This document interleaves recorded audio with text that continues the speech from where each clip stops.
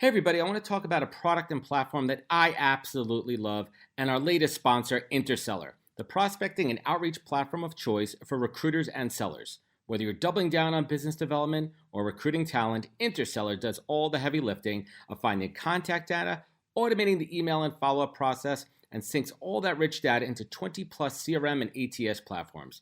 Reach out now and get going on a 2-week free trial and let them know you heard about it from Adam on the podcast today. Check out the link on the website. Appreciate it.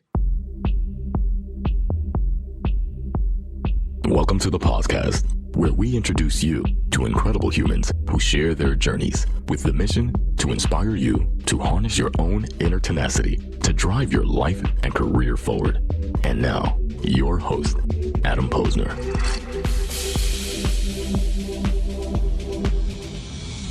Hey everybody, welcome back to the podcast where I bring you the best and the brightest in the world of business, marketing, and personal growth to help you harness your inner tenacity and drive your career forward. Folks, my guest today, Maha Abouelenein, is a communications and PR expert with more than 28 years of global communication experience, advising global corporate giants, high-growth tech startups, top governments, and high net worth individuals. And Maha helps people and brands tell their stories to build and protect their reputations. She is the founder of Organizational Consultants and founder of Digital and Savvy, a strategic communication firms with offices in the US and Dubai. And she manages a personal brand for PR giants like, you know him, Gary Vee, and Patrick Mortalou, the tennis pro. It's pretty freaking awesome. Some great clients that she has. And she has a reputation for delivering results from inception to execution with creative, strategic, and analytical drive. Raised and educated in the U.S. to Egyptian parents, she is home in both the West and Middle Eastern worlds. And I've had the pleasure to get to know her a bit over the last couple of years and learn firsthand how amazing she is. And I'm excited to share her story and wisdom today. So let's do it. Maha, welcome to the podcast. Adam, I'm so excited to be here. And thank you for pronouncing my name spot on. That's impressive. I try. I mean, I think after 200 episodes, I've learned a thing or two about not insulting my guests by mispronouncing. So let's get to it. So, you know, as I mentioned before early on, it's about the journey. That's really what this show is about. And, you know, I've listened to a bunch of your shows, and, you know, one of the things that's really interesting to me is your childhood. And you kind of had this thing about covering the news. What was that first memory that you have? Like, how young were you? What was like, I want to cover the news. I want to be a reporter. I want to be a journalist. When was that first bug? Actually, I remember it distinctly. So I was in college. I was in grad school in a small town in Minnesota called Mankato, which is like an hour and a half southeast of Minneapolis, home of Laura Ingalls Wilder and Little House on the Prairie. And I was an intern, and it was like my first day on the job, and I was in the newsroom. And the thing about being in a newsroom is you get the information first before you share it with the public. So when you get breaking news or you get some information, that thrill of like getting that information and then figuring out how are you going to disseminate it? How are you going to tell that story? How do they broadcast it? How do they take information that came out of the wire of like a plane crash or something exciting that happened and turn that into something they need to start sharing and broadcast to the wider audience? So I distinctly remember that moment of that thrill of like being in that period between getting it and sharing it. And then the process of how you do that storytelling. Back in the day, there wasn't that concept of storytelling or that buzzword of storytelling, but that's where I got on me, where I was really interested in the news business, in the story business. And so I worked in journalism, and then I shifted to the other side to be on the communication side in PR. And actually, instead of receiving the news and disseminating it, I was the one telling the stories to try to get the news to pick it up. Yeah, and we're going to totally dig into that in a little bit. Do you consider yourself an extrovert? And if you do you think that's what's critical to your success? Yeah, I 100% think I'm an extrovert. I mean, going back to what you were talking about is your journey and how you grew up. My dad was a business school. And when I was 14, 15, 16, I used to go with him to a lot of university functions, and we would go into a big ballroom where he had to go do fundraisers or graduation events or different, banquets that you do when you're in college with you have university functions. And he would just walk in the room and just leave me. And he's like, go mingle, go talk to people. So I got that confidence to go like talk to strangers. And that's how I really figured out, like, how do you have to be able to network and to talk to people in very uncomfortable environments? And I think that's what leads to, what you're just talking about relating to, being the storyteller and being in that room. Yeah, absolutely. So let's hit the rewind button here. And I want to talk about your move to Egypt in the late 90s. And tell me kind of the story here, if I got this right. Your dad was actually the one that convinced you to take a job as a front desk manager, and you thought you were above this. Let's hit the rewind button. Like, Dad, what the hell do you want me to do? Yeah, so here's the story. Born and raised in Minnesota, lived there till I was 27. Ended up moving back to the Middle East, to Egypt. I had only been there like on vacation and for holidays with family. Even though I'm 100% Egyptian, I was living in the US my whole life. Get to Egypt, start to interview to look for a job. I'm 27. So like, I don't have like college friends and high school friends and network of people. You're an adult and you need to find a job. So I start to do interviews. You're either going to join a Pepsi or a Unilever or a P&G, like an American US company, a multinational, or you join a local business or a local brand. So I got offered a job to be the office manager for this media business mogul. And I was like, an office manager, like answering the phones. Really? Really? I have my master's degree. I just worked at General Mills. I felt like I had more qualifications than sitting behind a desk, answering phones and scheduling meetings and asking people if they like coffee. So this was back in 1997. So there wasn't like a chief of staff, or it wasn't that glorified of a role. It was really being a secretary. And I thought, well, 27 being a secretary, I didn't think that was a great deal. Anyway, so my dad was like, listen, you just moved here. You don't know anybody. This guy is one of the hottest people in the region. He's a very successful businessman. The office manager is like the gatekeeper. Like everyone who goes into his office will have to meet you. You will build a network. You will get to know everyone in Egypt. He has the most powerful friends and people in business and network. You're going to learn so much just by being around it through osmosis. So if I were you, I would put your head down and I would take this job to the office manager of the CEO, because I was like, oh, that doesn't even sound like a good career move on my CV. Like, how am I going to explain that? Exactly. And then it ended up being probably the best thing that ever happened to me. Why? I got into that job. It humbled me a lot about what to do. I learned about being willing to listen, being willing to learn, being willing to put your ego aside to gain experience. I created an incredible network. My dad was 100% right. I built incredible relationships with people. I became the gatekeeper. I became very influential in ideas and decisions because I had a lot of knowledge, because I was so experienced. I got to attend meetings. I got to travel with them. It ended up being like good that I had a master's degree in strategic ideas and strengths, because I was able to add value. I was able to add value to his business, and beyond just answering a phone or scheduling a meeting, I would be strategic in any time I spoke up. And he immediately, after 4 months, saw that, switched me to a new role, then grew me to a different role, and then grew me to another role. Like, because I was in ground zero, my advice to you, if you get offered to be an admin to a chairman or a CEO, that is the best gift your career will have, because you will learn the entire business. And you will do the hardest part of any job, because that is stressful. It's intense. 100%. It's a lot of pressure. It's time sensitive. It's very confidential. Like, all the skills and muscles you will develop by doing that job will carry you forward. Great advice. Beyond. And if you're a pleasure to work with and you're really good with people and interpersonal, you made a lot of friends along the way that you can tap into going forward. That is fantastic advice, and thankfully you listened to your dad on that one. And here's a pro tip for everybody else out there: if you are looking to get the attention or get an audience with somebody of influence, whether it be politics, business, celebrity, art, music, you best treat their executive assistant, office manager, receptionist as good as you want to treat them. This is golden advice, and I swear by this. And it works. Right? It works, and it goes back. It's also the right thing to do. Yeah, it's the right thing to do, but it also goes back to being a pleasure to work with, because if you really treat the assistants really well and you really value them and you appreciate them and you don't treat them like they're a stepping stone into the chairman's office, then that speaks to your character, and that they will appreciate that. And I'm sure that will, filter in their conversations. Or if you have an ask or need a meeting or want a favor, that admin's going to go an extra mile to add value to you because you were so kind to them. And that's really, really important. Honey over vinegar. So let's move on. I want to talk about your role at Orascom, and you managed communications for one of the largest acquisitions, one of the largest IPOs in Egyptian history. Can you give us some insight into what that process looked like? Yeah. But before we do that, during that process, was there one major almost, oh shit, fuck up that happened?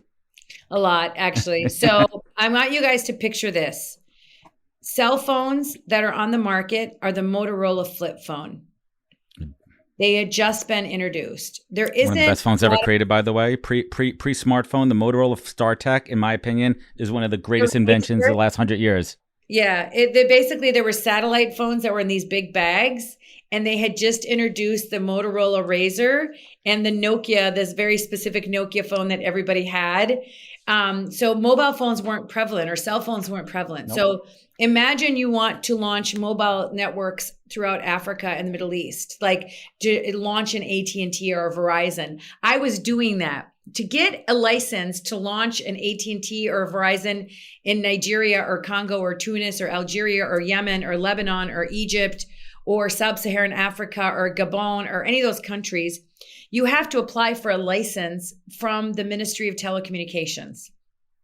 They are the ones that grant you access to use their gateway to the country and their infrastructure of microwave stations. All the stuff I had no idea about, but I learned. And when you get a license, you have to apply for a license through a tender, basically an RFP, a request for proposal. And the tender has 3 sections: a technical, a commercial, and a financial. So they get the CTO, the chief technical officer, to write the technical plan of the microwave station, the design, and how the network's going to work and how it's going to serve people and not give people cancer and blah, blah, blah. The second part is the financial, like how much are you willing to pay? How are you going to give the revenue sharing with the government? The financial.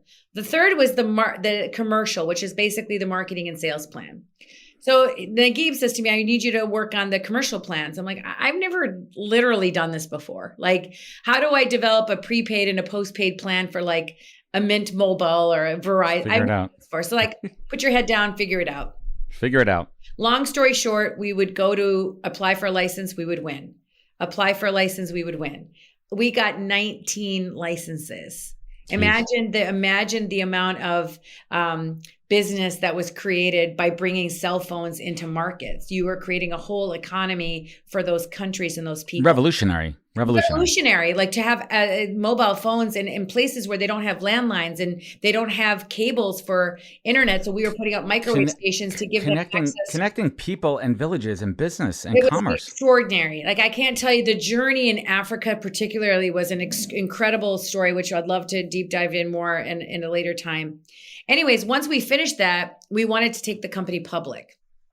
And I'm not an M&A girl. I'm not a financial girl. Anyone in my family, they can tell you I'm terrible with numbers, but I do know how business works. And I do know how to read contracts and agreements. And I do know how to look at the financial health of a company. So part of doing an IPO, an initial public offering, is you have to prepare something called a prospectus, which is a document that tells the investors everything in detail about your business and about your brand. Right. Guess what? I'm in communications. I know how to write.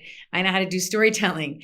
I got to help write the prospectus and help develop the prospectus. And then at the time, we were doing a dual listing on the London Stock Exchange and the Egyptian Stock Exchange. So it's a dual listing of shares. You go on an IPO to sell those to institutional investors. Mm-hmm. Again, I learned how to do. We gave the same presentation 108 times. We went like to Europe and London and went all to the financial district. The road show, they call that, the road show. Road show. Took an overnight flight to New York. Actually, I was on one of the very last flights when the Concorde flew. Last Concorde, yep. Last Concorde from New York to Heathrow to JFK. Yeah, to JFK, from London to JFK. It's like a 3 or 4 hour flight versus whatever we use right now. And we got to Wall Street. We did the same presentation every day. Then we went to the West Coast. Anyways, the company went public. We got to work on it. I think I have, when you do an IPO, they give you a deal toy, which is basically a statue or a trophy to say that you worked on this IPO. But it was the largest IPO in the history of Egypt at $300 million at the time, which back in 1999. That's a lot back then. That's a lot of money. That's like a lot of money compared to what it is now. That's like 3 Bored Apes. Yeah. It's like skateboarding, but it's an incredible experience to be a part of a public listing of a company. And then the hard work comes is not after you've done the IPO, but how do you keep shareholder value? So how do you communicate with your investors what you're up to? How do you keep that confidence in the business and the brand? So storytelling and communications was prevalent throughout, and it was really an extraordinary experience for me. You asked what would be the big fuck up that happened. Or we keep it spinning in a way like lesson learned. Like, what was your big takeaway there? Was it your ability to just, continue to build on everything that you've been working on and learning on, and just build and execute quickly and be nimble? Yeah, I think for me, it was get out of your comfort zone to learn things that you don't know how to do. And like, if you don't know how to, like, I've never done IPO before. I've never been involved in writing a prospectus or supporting the fact finding and data gathering to make it happen. But it's like, really push yourself to learn new things, because you don't know what's going to happen on the other side. And at least now I've never done it again, but now I have that experience and I know what it involves. So if somebody wants to do it or needs the thing, I've been in those shoes before and I've done it before. And you could consult on it. So aside, right. And aside from working with, these top best-in-class companies, you've also worked with first ladies and prime ministers with their communications. Can you parallel the similarities and differences between working with a company and working with a political figure? Well, to be honest with you, one of the big missions I had working with some of the government officials, especially in the Middle East, was to teach them that a government should communicate like a company. You should think about your reputation. You should think about your brand. You should think about being transparent with your audience. You should think about sharing your policies or your brand messages. Like in the Egyptian government in particular, they'd never had spokespeople for the ministries. You are very used to seeing it at the White House. They do a daily press briefing. And I said to them, why don't you guys have a website for the prime minister's office where you put in the minutes of the prime minister's cabinet meetings? They're like, oh, we don't do that. I'm like, why don't you have like a press conference or a press briefing?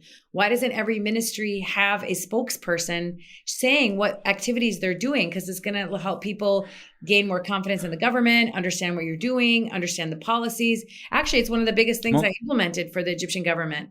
What was the resistance? Was it a cultural resistance over time, or is it not something that was top of mind and having that kind of mindset of a way of communicating to the people? It wasn't that they were resisting it. It's just that they didn't know that they needed it, that people cared. Like, people want to know, people need to know.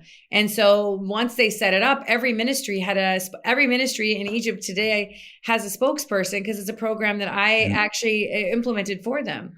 And that's legacy. That is definitely a right. I mean, you've affected change. And like, on that topic of affecting change, I mean, political consulting, you've written speeches that have literally become part of national, international history. And so much around, Egypt, which you love so much and means so close to you.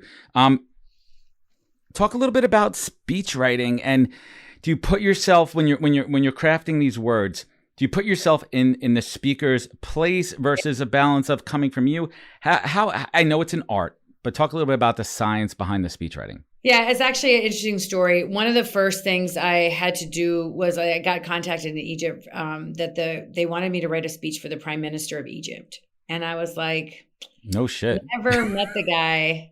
He's like, he's going to Washington. It's his first time that the president is sending a prime minister to Washington for a delegation visit. Usually the president goes. So he needs to give some speeches. And I'm like, great. Look, what do you want to talk about?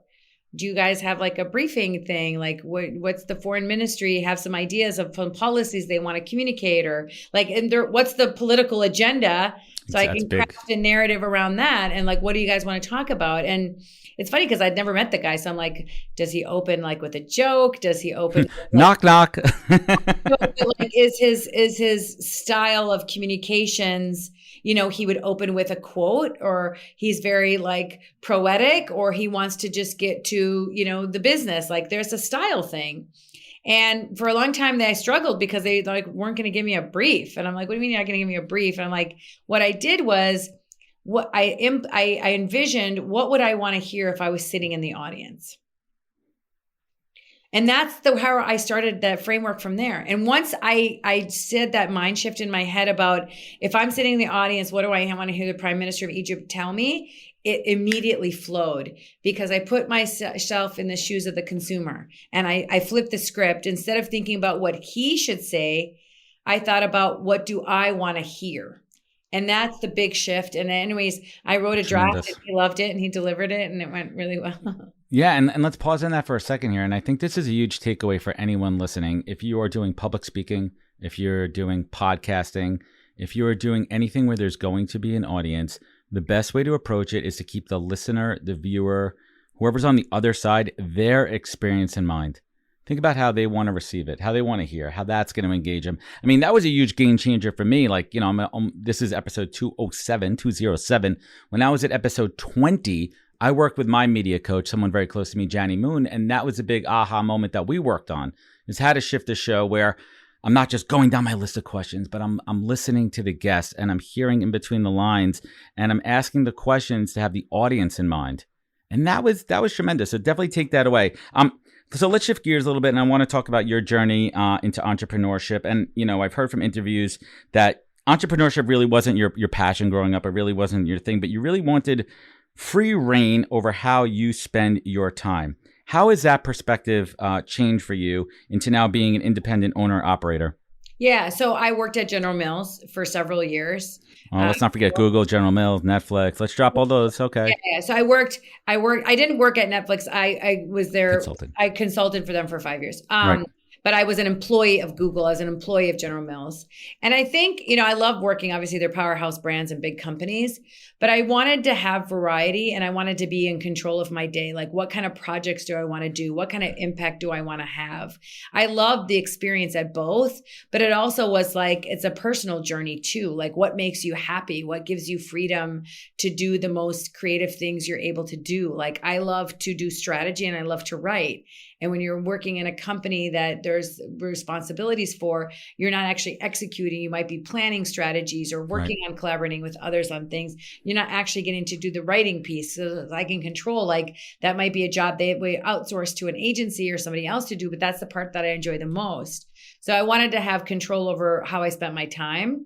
And at the same time, I really wanted to work on projects that I felt I could have the most impact on. So someone would come to me and say, can you do a press release or a press conference for this project? I'm like, there's 100 people that are qualified to do that. Even though I could do that, that's not how I want to spend my time. So it was really thinking about, what projects could I have the most impact and bring the best intentions to.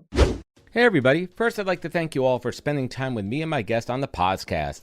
This show is my canvas to showcase amazing people from the world of recruiting, entrepreneurship, and leadership, and unpack their career journeys for everyone to learn from. But this show is also a business generator for me, as well as creating thought leadership and endless amazing content. And I've taken what I've learned in the past 3 years and over 200 recorded and 100 live shows and distilled it down into a digital playbook that I call the Pause Course. Now you could learn how I build, manage, and produce the podcast and use it to drive real business development and relationships. Today, I'm sharing all of my secrets behind the podcast, and you can get it all at thepausecourse.com. This course is for anyone, whether you're starting out or an advanced podcaster using it for B2B and B2C. It's filled with all of my insights, learnings, tips, tricks, and templates. So get it now at thepausecourse.com and learn all my secrets. Thanks. So what advice would you give somebody who has spent a number of years working for other people on the corporate side, and they're considering that transition into entrepreneurial life, working for themselves, and they're scared?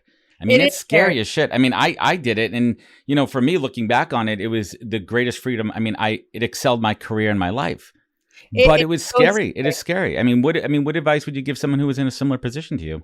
So first of all, it is so scary. My sister and I have very different paths. She works at General Mills. She's been there for 30 some years. Lifer. She's a lifer. And I'm like an entrepreneur. Like, I've gone here and I've gone there. We have different paths, right?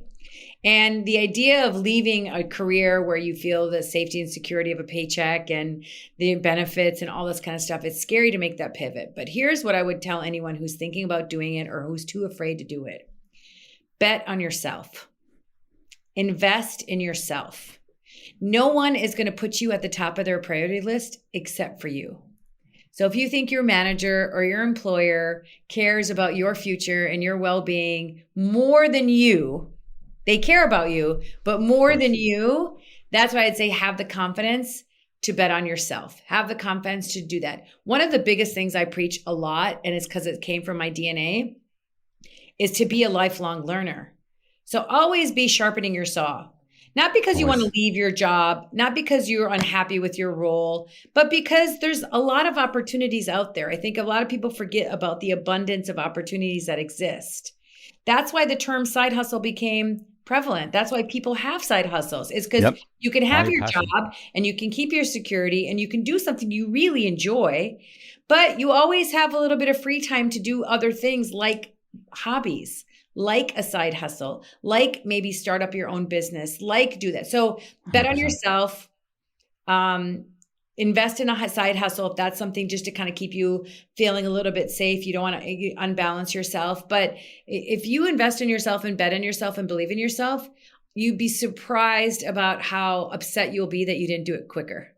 Absolutely. And just to parlay on that, and for those familiar with my story, the day that I got let go from Vayner and I sat with Gary, he said to me, the best advice that I ever took was double down on your strengths and stop focusing on your weaknesses. So if you put those two pieces together where you're doubling down that bet on yourself, you're going to set yourself up for success.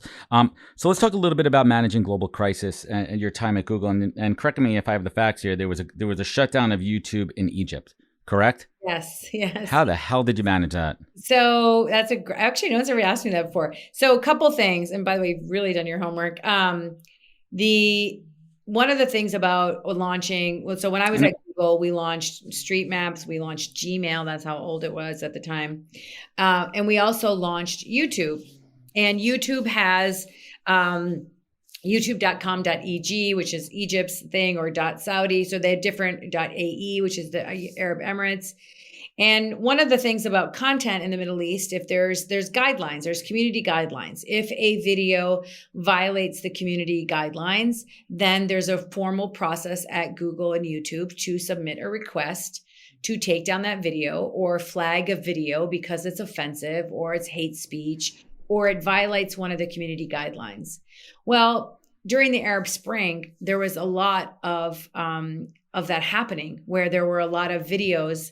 There was one video in particular which criticized and insulted the Prophet Muhammad, who is the holy religious figure of the Muslim community. And so a lot of people thought that video was offensive, and there was a request to take down that video. But what we discovered is, and we all know this now because we've grown up in the internet world, that there's ability to, it's like whack-a-mole. You could take down one copy, but then someone can make another copy. The next one. There's like copies of everything on the internet that people are resharing and sharing. You can't ever delete one thing from the internet. Ever. I think it's very difficult to find a piece of content and then not have it seen in an article or on a page. Like to find something and clean it up off the entire internet is impossible. It's not even worth it. For me, that was actually a very challenging thing because I work for Google. I'm an employee of a company, a US based company. I'm American. I stand for the company's values and principles for freedom of expression. But I'm also an Arab and I'm also a Muslim. And it was interpreted as insulting and my religion. How do I balance my personal values versus my corporate duties? And that was a very challenging time for me. But I leaned on my values. I leaned on my principles. And I really focused on making sure that I was culturally sensitive, that I was intently adhering to the policies and rules of the company because that's my employer and that was my duty and job. And I wanted to do a very good job. But at the same time, I showed an incredible amount of empathy for the Muslim community and myself because I wanted to be able to go to bed at night feeling good about not compromising my values because of my job. Who did you consult with this? Did you talk to your parents? Did you talk to your dad? Like who was your confidant during this process? Who could you have these conversations with? Pretty much myself. So my parents had passed away. I lost both my mom and dad about a year Okay. apart. So my parents weren't alive at the time. But it was really just kind of just centering myself to my values and like, what do I stand for? And how do I want to think about this 3, 5, 10 years from now? When I get asked about this was 2011, we're in 2022.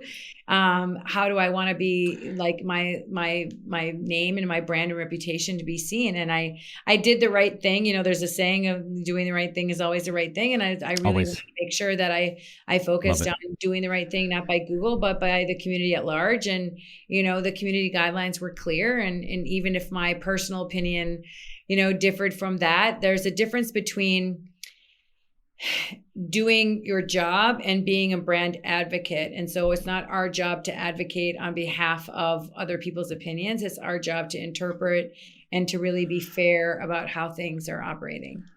And tremendous. And thank you so much for sharing that story. And it talks about, you know, everyone talks about their why, right? And we'll get to that later on in the show. But what I focus on, you know, Simon Sinek is all about the why and everything. But for me personally, it's something that I talk a lot about is your how you go about doing everything, how you're viewed by others, how you conduct business, how you manage relationships. And that's something that I deeply admire about you. And that's something that I've observed over the last couple of years about our relationship and your approach to relationships. Yes. And your approach to advising people on relationships.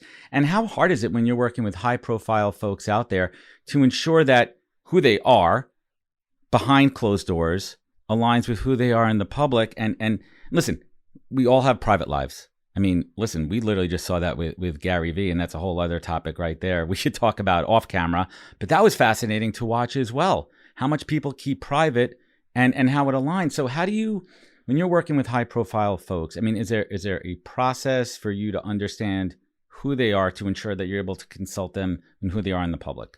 Yeah, I love this question because I think it's real shit right here. This is the world we live in. There's a blurred line. I mean, it's like who you are on camera is off camera, and if you're not that person, people are gonna find out real freaking quick. Yeah, the beauty of the internet is this transparency, right? Like you ain't gonna hide. You're not gonna fool anybody. Who you are is going to be exposed. Like that kind of thing is very true. The thing about relationships, and I think I spend the most time in my career thinking about this subject, is how do you, because a lot of people ask me like, how do you know all these famous people and how do you get to work for all these big companies and these big names? First of all, I work hard. I'm not lucky. I work really hard. Work your ass off. Work my face off. Secondly is I have relationships that I treasure and I try to find ways to give them value. My whole compass comes through value creation. So if I'm going to introduce A to B, or somebody wants to meet one of the people in my network, I'm like, what's in it for them? And what's in it for you? Can I bring value to A and B so that there's mutual benefits? And I really try to think about that. Like Gary's like very well known. Gary's got millions of followers. He has a network. He can pick up the phone and do anything. Why does he need me? Or how am I going to add value to him? So I had to figure that out. Like I had to listen. I had to observe. I had to see where is the area where I might be able to give the most value, either by saving him time, either by creating opportunity, either by creating a relationship or introduction to a new audience, introducing him to somebody, opening a new market like the Middle East. Like what are the things that I feel I'm uniquely qualified to do? Does Gary has he been to Dubai? Has he been to the Middle East? No. Does he have Gary Vee in Arabic? No. Does Gary? So that's where I started. Why don't you come to Dubai? Never been to the region before. And correct me if I'm wrong, for free, right? You started consulting for him for free. And that's a whole other topic, the value of the value of value. Yeah, 100%. And now he has a Gary Arabic V content channel. I built the whole team that started creating content for him. If you guys look at that, he's got hundreds of thousands of followers. So now he's disseminating his message in Arabic. That's value. It didn't exist before I came into the picture. So I was like, what can I do to create value in a new way? And then how do I keep bringing value? Because like, great, you did that your first week. Now what are you going to show me? So how do I keep evolving? And it's by listening to the business, figuring out where the opportunities are. How can I, put him on CNBC to talk about NFTs? He was one of the first people to mention the word NFT on national television. Yep. Pioneer. But He was you set that up, but you're the conduit. CNBC told us that's the first time anyone said that word on the network. But you created that opportunity. You're a creator, and you bring that. How did you first connect with Gary? What was that first introduction? It's funny. So it was the summer of 2017. I was in Minnesota and I was at the bookstore, and my friend texted me. She's like, "What are you doing?" I'm like, "Oh, I'm at the bookstore. I need a book. You got any ideas? I need some summer reading."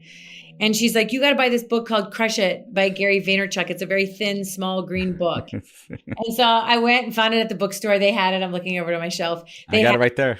and I read it and I was like, oh, it's about building your personal brand and how everybody's going to have their 15 minutes of fame. And it was before influencers were even influencers. This was an old book. And so I'm like, well, I have a personal brand. Like I've been consulting for Google, and I built a Weber Shandwick, this PR agency in the Middle East. And I've done a lot of cool things. I worked for Netflix. I worked for Kareem, which is the Uber of the Middle East. Like I have a record. I can scale what I do as a personal brand and teach people not the secrets of Google, but like, how did I advise them? How do I work with them? What secrets can I share from what I've done that a lot of people can benefit from, the Google playbook or the Netflix playbook or whatever? And so that's why I created Digital and Savvy, because I was too embarrassed to have it be in my name. Because like, what if it's bad, or what if it's good, or, but the premise of the book says you should build a personal brand in your name. So I didn't follow that because I was scared, because I didn't believe in myself. I didn't bet on myself. Not yet. That was early. And then I started following Gary after I read the book. And he interviewed a woman called Cy Wakeman, who was launching a book called No Ego. It was all about drama in the workplace, just fascinating culture about how people vent at work and how people create drama in the workplace. And she was a drama researcher of what happens at work, which actually be fascinating to connect with her now that COVID is drama at the workplace, is not in the office, but on Zoom. Anyways, met her. Really loved her story and what she was doing. And so I did what Gary teaches you to do. I DM'd her and I made a comment on her post saying, I'd really love to meet her. And wouldn't it be cool if one day you could come speak in Egypt? And I don't book speakers. I don't have speaking bureau. I don't do that as a living. I don't know why I said that, but I know enough people that organize events. You could connect it. Maybe I could make it happen. So that was it. I just texted her. I'm like, nice to meet you, blah, blah, blah. It was the first time I'd ever DM'd anybody. And I thought, look what happened. So scary. Yeah. Do I hit the button? I hit the button. I like DM somebody, like, how creepy am I? Like, I'm like trying sliding right in, Maha. Slide into the DMs. To make it professional so it wouldn't seem creepy. Very long story short, 2 months later, I was in Egypt. There was a big event my friends were organizing called the Rise Up Summit. I said, why don't we get her to speak? We got her to speak. She came. She had a videographer with her who worked at Vayner. And so I said, I want to meet Gary. I've been following him now for a couple months. We should open Vayner Media in the Middle East, just like I opened Weber Shandwick in the Middle East, a PR firm, but now a digital agency. I need you to connect me to Gary. And so he's like, yeah, okay, well, whenever you come to New York, just let me know. I'm like, actually, I'm coming to New York in 2 weeks. And he's like, okay, I'll send an email to the business development person, get you connected. So he sent an email to Alex, told him Maha's coming. She wants to meet you. Alex is like, great, I'll meet you. Go to the office, meet him. Alex DeSimone. He's great meeting. He's like, love him. Gary can meet you. Maybe you can stay till tomorrow and I can get you a meeting with Gary. I'm like, great, but my sister's getting remarried tomorrow and there's like all these family duties and I have to be at the spa at 1 and there's rehearsal dinner at night. So I don't think that's going to work. And he's like, just change your ticket. I'm like, change my ticket's going to cost me money. Change my hotel is going to cost me money. What if I don't get in? What if I don't see him? What if I do change my schedule? I get in the morning and then he cancels the meeting and I miss my sister's thing. It's a big problem. Like I don't even want to tell my sister bed here. I'm not coming home because I got to go meet Gary Vee. She has no idea who Gary Vee is. No. Long story short, I went in, I spent about an hour with Gary. We had a great meeting and that's kind of how we all connected. And then he's like, okay, let's dance. Let's dance. What was your first impression of him when you met him for the first time? He's very soft-spoken, very kind, not what people think he is on the internet, this brash New York. It's not at all. He is incredibly insightful and intentful and focuses. And this thing that he talks about all the time of kindness and empathy, it's 100% real. He's 100% very, very intuitive to the emotional intelligence. And the minute you walk into his office, he feels that way. And he doesn't know me. He never met me. He knows I'm from the Middle East. He knows I'm Muslim. He knows all those things. And he was very respectful. I took him to the region for the first time. He never did. I mean, he has that thing where he understands how to adapt in any situation with any audience. And it's just remarkable. And I share the same experience because people ask me all the time is what's the difference between Gary? I'm like, he's the real deal. He says what he means what he says. He's not just his character. He really sticks by that. And I think that's a big misconception of him. And something that I observed, first of all, I adore your Instagram and I followed your whole journey from the trip to the Middle East to the Super Bowl to the NBA All-Star game. And I can't even imagine how you kept that energy level up with all that travel there. But one of the things that I watched was Gary, while they were touring him around the World Expo and all the different pavilions, he was so respectful and he was so astute and listening and watching and learning. And he's not this freaking ego celebrity that's walking around. That's not who he is. No, not at all. So I go ahead. So what I was about to say is what are the parts that you have, as much as you can and would like to share, what are those areas of improvement that he's looking to improve upon from that public image standpoint? What are the ways he wants to improve upon? Gary, like, honestly, like, he wants to just meet people. He just loves people. And so I'm just trying to introduce him to people. He loves to bring value. Like, it's funny, like, I just introduced him to Deepak Chopra about a week ago, or 2 weeks ago. And Deepak's got his own NFT project, and he's got, obviously he's Deepak Chopra. But it was the very first thing Gary said, and the last thing he said was, how can I help you? Like, it wasn't like, what can I get from Deepak? It's like, well, how can I help you? And it was just that mentality first of, how can I serve you? How can I help you? How can I add value to you? Is why relationships last long. Love it. I love that too. So let's talk about personal branding for a moment before we talk about NFTs there. And personally, I personally think it's a bit of a buzzword. I do. I think it's one of these things that was kind of created because selfishly, I think I embody who I am in every aspect. And, for me, personal branding means reputation. Personal branding is who you are on camera, off camera, and what people say behind your back and about you, in a positive way or in a negative way. But when people out there are looking to build personal brands, what are some real actionable tips to help people best present themselves in the best light in public? Yeah. By the way, a personal brand is about leadership. It's not about self-promotion. It is about, how do you represent yourself because you want to connect with an audience, you want to acquire a customer, you want to promote a product. Like, you're going to have some objectives, but I think the best thing is, like, even if you don't want to sell something or create a company or have a startup and you're just an employee at a company and you just want to have a good way of managing your reputation, thinking about your personal brand just means you're intentional about how you care about yourself. Like, is your bio represent who you are? Do you have a clean headshot, or is there somebody else in the photo with you? When you represent yourself on LinkedIn, is that really your best self, and how you're like making sure you're clean and tight about how you talk about your career, not because you have an agenda, but because you care about yourself. And you want to make sure that anyone who Googles you or looks you up, that you are actually driving that narrative, not like they're finding things on their own. So what you put out is the big part of it. And then what people find is the second part. I love it. That's tremendous advice. So let's shift gears a little bit. I want to talk about NFTs. And I've not spoken about this publicly on air, but I'm going to say it because we're connected here on this. My biggest regret, my biggest financial deepest regret is not purchasing Vee Friends 1. I had alpha access to it, and I interviewed Gary on my show about 6 weeks before he launched. We talked about it off air, and it's really been eating my soul. But I really try not to live with regrets, because you can't go back. I should have bought Amazon stock. I should have bought Apple stock. I should have bought. You can't. By the way, I buy one before Vee 2 launches. Let's go check. Let me walk over to the bank afterwards and see if I could take a third mortgage out of my house on that one. But here's what I did in kind of retrospect there. The reason that I didn't purchase V1 was not because I didn't have the money, and it wasn't because I didn't believe in Gary.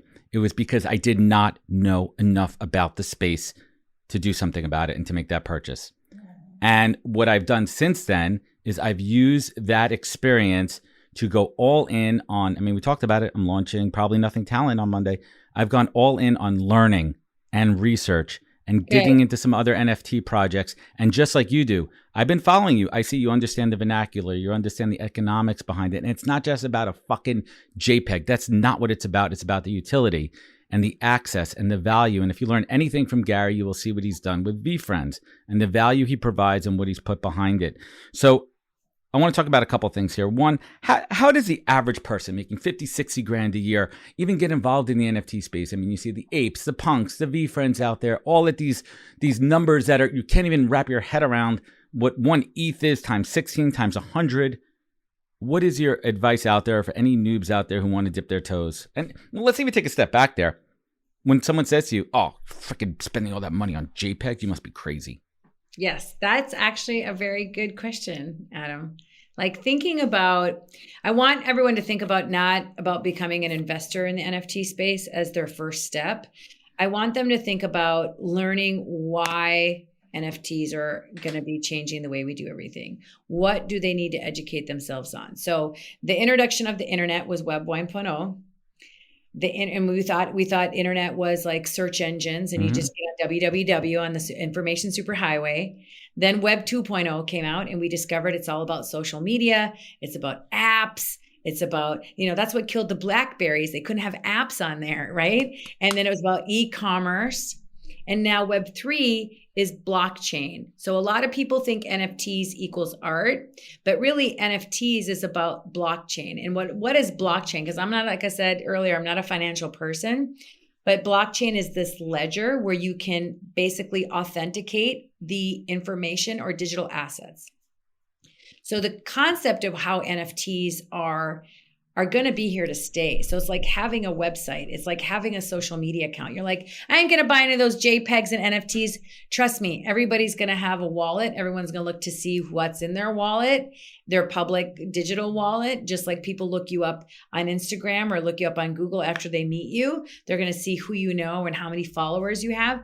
They're going to check your public wallet. And so I think it's important not to go in and be an investor and to dive in and put money in something. Start reading. Start educating. What are NFTs? What is blockchain? Why does this matter? Why are people so excited about it? How is this going to change the way we live and work? How is verification and authentication of any asset going to change our lives? Imagine Everything. A Rolex watch. Now you can tell if it's fake or not. Yep. Now when you go to a stadium, you don't have to buy a ticket from a scalper because it's going to be verified on blockchain. So Your career history, everything's mortgages, purchases, everything. Medical records are Exactly. going to be authenticated on the blockchain. The ledger. Decentralized ledger. No one owns it. Nobody owns it. And that's why, like right now, we rely on Google and Facebook and these tech companies. LinkedIn. So that's the first thing. Second thing is, back in the day, when Apple stock and Microsoft launched and Google launched, like we weren't in on those companies. We couldn't get in and make lots of money. But this is our time. This is our Microsoft stock. This is our Apple stock. Getting in early to understand NFTs is that space. So I'm actually launching an NFT project called Well Versed. It's a community for knowledge seekers because I want people to learn. I want people to be well versed. We're giving away education for free because I feel like, what is Discord? How do you set up a wallet? How do you use it? Why does this matter? Love it. We're in early days, guys, early days. Anyone who's in a hurry to launch an NFT project and make money, it won't be here a year from now. I love it. So back to the question there, what advice would you give somebody who's, making 50, 60 grand a year? They don't have, the money to jump into a 30, 40K floor on a Vee Friend right now. Like what advice would you say to them to dip their toes in the water? I would ask them to join a couple Discords. I would ask them to start learning and reading. I would tell them, do not start investing. Do not start dipping your toe into water into the crypto space. It's it's all of a sudden becoming, you pick up basketball and now it's like day trading. You have access to the NBA. You're not ready for it. You need to start from somewhere. You need to start reading, listening, learning. Don't start investing money you don't have. Don't start taking financial risks that you wouldn't do, because the difference between NFTs and stock brokerage, if I want to buy a stock, I'd have to go to a company and have them buy stock for me. You're regulated. Yourself. You are purchasing. You're the broker. You are the bank. This is my NFT collection is on your cold wallet right there. My cold wallet. This is my bank. I mean, I got to be careful. Like you own it. What is on that thing? What do you got? What do you got? Give us. What do you got on there? Give us. What do you hold it? What do you got on there? I have some Vee Friends. Nobody's doing it for you. My point is, open that kimono up. What do you got on that? You got any punks on there? I have some punks. Look at you. Well, I got in early. I'm not crypto rich, but I was like, took advice and took it and listened and watched and studied. And, I just want people to know, don't jump into it. And especially when it comes to the financial part, jump into learning, jump into testing, jump into trying, but don't jump into risking financials because you're the broker. You have to manage it yourself. Yeah, and that's one of the things I think about, and the time ticks on. Oh, God, I still have a chance to buy a V1. I still have a chance. And now the floor is just crazy, but I'm not going to miss V2. I'm involved in book games. I invested into those. So at least I'm giving myself a good opportunity to not miss out on V2 there. So one quick hot take. Give us a quick hot take next 2 to 3 years. What's something that you would say that other people probably wouldn't agree with? Hot take on NFTs. Hot take on NFTs is going to be about utility, not collectability. Hot take on NFTs, I think a lot of projects aren't going to survive. Hot takes on NFTs, I think the hackers are strong, so we need to be coming up with new tools to protect you. They will get into those DMs you need. And that's one thing I really love because I'm involved in the Vee Friends Discord is these scam alerts. And they're real. I mean, you look at those and they're like enticing and really understand who's sending it and how easy it is for smoke and mirrors. It's super easy. By the way, I lost money. I clicked on not a DM through Discord. I was trying to wrap ETH. I was trying to swap it. And there was to buy this wool game and to get involved. You have to swap something for something. And I clicked on the wrong link for a second. I'm not kidding you, a second. And they siphoned all of the ETH that was in my wallet. And it was a lot. And then they didn't take any of my tokens, but they took all my ETH. And then they just moved on to the next hit job. And you can see. How violated did you feel? Super violated. You can see who it is. And they took like a ton of money, but you can't do anything about it. No, it's not police. It's not regulated. No. You don't know who they are. I mean, for the most part, it's, they're not doxxed, it's not, they're pretty anonymous there.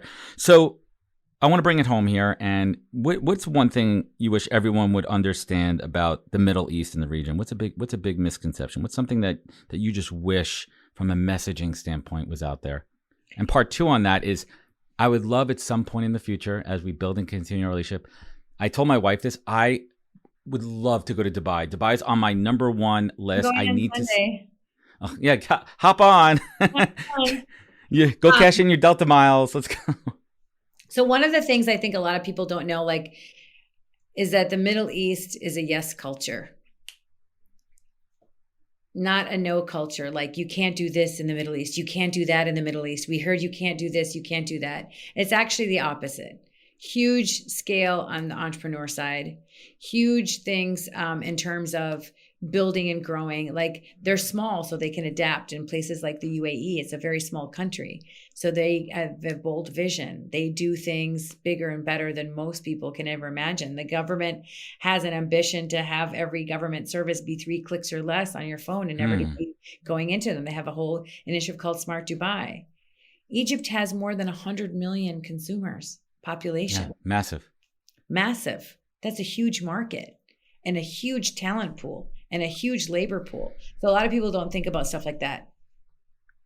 I love it. So let's bring it home here. Maha, what does the word authentic mean to you? Being true to who you are and not compromising your values. I think if that's one thing I learned from my dad is you just got to stick to your guns. No matter how much people try to punch you or change you or influence you, you got to go back to who you are and stick to who you are. And that's value. That's reputation. That's longevity. I love it. And what is the single greatest piece of advice that you've ever received that you take action on every day of your life? Really practice gratitude. Like it takes practice. And as you feel grateful for what you're doing and why you're here and how you woke up and how you're breathing and how you're everything's okay. Not a lot of people are waking up in those situations. No, definitely not. Definitely not. And what would you say is your superpower? What is something that you do better than almost anybody on this planet that makes you who you are, Maha? I think this, how to bring value in a very strategic way. Like I can figure out that secret sauce of what's the one thing that brings value in a strategic way that somebody else wouldn't think of it that way. That's a good one. And last but not least, you look back on your life, you look back on your journey, and there's been tough times. There's been hard times. There's been times that you were down. And during those times, you've had to pull yourself up and harness that inner tenacity to drive you forward. And in the same breath, when you wake up every day and you're practicing gratitude and you're so thankful for this life that you've had, this life that you've created, and the value that you bring to others, what keeps you focused? What keeps you going? Maha, what is your North Star in life? I like to be challenged. So I like new opportunities that give me a reason to be challenged. And I want to have an impact. Like I want to have a legacy. Like my dad was a legacy of an educator. He created some incredible things in his career. And I want to leave a legacy that I helped people communicate better. I love it. This has been fantastic. I want to thank you. I want to thank you so much for your time, your wisdom, and sharing your journey with all of us here. Maha, where could folks find you? Where could they connect with you? Where could they learn more? At Maha Gaber, MAHAGABER. And that's my Instagram handle. You can find me obviously on Twitter as well, and digitalandsavvy.com. That's awesome. And we'll link everybody up there. Hang with me one moment here. Maha, again, thank you so much for your time. I hope everyone listening, so many takeaways. Please follow her. Her Instagram is freaking amazing. I love watching your journey all across the world, all across the Middle East. I'll talk about my Minnesota roots in a little bit. So hang with me for one moment here. And everyone listening, thank you for joining us on the podcast. You know where to find out more at thepodcast.com. Follow us on other social media channels. Remember, if you like this show, sharing means caring. Spread the word. Leave a review. It goes a long way. Remember, take care of each other. Look out for one another. And catch us next week for another great episode of the podcast. Take care, everybody. Wisdom is forever, but for us, it's time to go. Thank you for joining us. Luckily, we'll be back with our next episode soon, jam-packed with more incredible humans. Thank you for listening, subscribing, and sharing. To join the conversation, search the podcast on LinkedIn.